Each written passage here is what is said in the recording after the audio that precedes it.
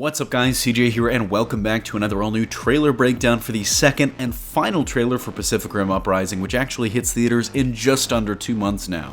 The movie's kind of been flying under the radar since that first trailer, and this one is actually really our first hint at the plot of the film, including showing off some previously released details and some plot points that we hadn't heard before. The trailer opens with two of our main characters, Jake Pentecost and Amara, potentially meeting for the first time in jail. We aren't exactly sure what got them there, but from previous plot synopses, we have a pretty good idea for both of them. Jake has run from his potential career path as a Jaeger pilot and wound up making a living in the criminal underworld. What exactly he does in the criminal underworld, we don't know, but clearly it's pretty lucrative as he lives in an extravagant but abandoned mansion on the California coast whose owners long since moved farther inland. Amara, on the other hand, is a Jaeger hacker, and what exactly that means in this universe we don't know, but as we saw in the last trailer, she's a pretty adept engineer and basically has created her own DIY Jaeger, which she can pilot by herself alone, which is a really impressive technological breakthrough. It seems like they're given a second chance, potentially through Mako pulling some strings, as we hear her reminding Jake about the life that he left and reminding him of his father in general, and we're not sure if Stacker's death was what caused Jake to leave the pilot program, but it doesn't sound like he's bitter about Stacker at all. I mean, he just knows that those are big shoes to fill. Either way, we see they end up with the PPDC as Jaeger pilots in a new class of cadets, and just in time too, because a new threat is emerging. A few massive new kaiju with the freaky new power to combine into some sort of Kaiju Voltron-like thing.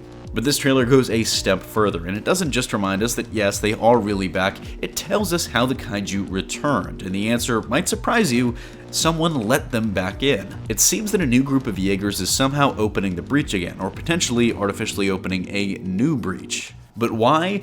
Well, we don't know. I mean, the way the trailer is composed, it seems that the Jaegers we see opening the breach also attack the PPDC's base, and there's also something unique about the way they look. Specifically, it looks like they are mostly mechanical, but they've somehow been integrated with Kaiju organic material, which you can see under their metallic armor. It's possible these new Kaiju Jaeger hybrids are just being remotely controlled by the alien precursors from behind the breach, but I got another theory. It seems that however they get through, it's with human help, and we also know that someone is creating their own Jaegers, both from last trailer and the factory shot in this trailer, which also confirms that yes, these robots are unmanned, they're basically drones. My theory is this: I think that the PPDC has more or less stopped making Jaegers again because of a lack of threats, and a private corporation has begun making their own army of remotely controlled Kaiju mech hybrids. But without a threat, these robots are essentially functionless, so they conspire to open the breach to give them something to fight against, which is of course going to go sideways. This gels with what we already know, as we see Gypsy Avenger going toe-to-toe with the evil mech Obsidian Fury, both in a city and somewhere that looks like a wintry location like maybe Antarctica. Beyond this, the rest of the trailer is mostly action sequences, but we do get some interesting shots throughout that give us some new information on the film. We see that the new cadets will be pressed into action pretty quickly, and that's not shocking, but not before an inspiring speech from Jake, who seems to be stepping pretty comfortably into that new role as Stacker Jr.